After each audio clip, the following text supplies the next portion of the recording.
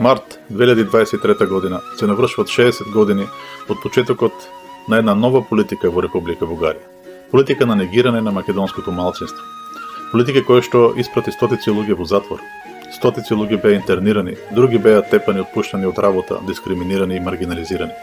60 години после почетокот на таа политика, македонците во Бугарија се уште се соочуваат со многу сериозни и базични проблеми, како регистрација на своји организации, како партиципација во општествениот живот. Се соочуваат со говор на омраза кој што не се санкционира, напротив е општествено прифатен. Етикетирани се како национални предавници, како државни непријатели. А нивната борба е легална. Таа не е насочена против територијата на никоја држава, ниту против некој правен систем, ниту против некој политички систем, ниту против правата на други луѓе. Тоа е борба за човечки права и достоинство. Таа борба уште трае.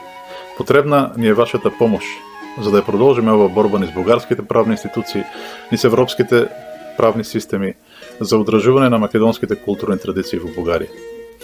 И очекуваме вашата помош. Може да го направите тоа, било преко Македонското меѓународно движење за човекови права, на чело со Бил Николов, организација која што издржа со нас сите овие години и која што не прекина да се грижат за правата на македонците во Бугарија и да ги помагат. Може да го направите преко Друштвото Пирин, на чело со Ицо Најдовски во Австралија. Може да се обратите директно до нас преко нашите Facebook страници.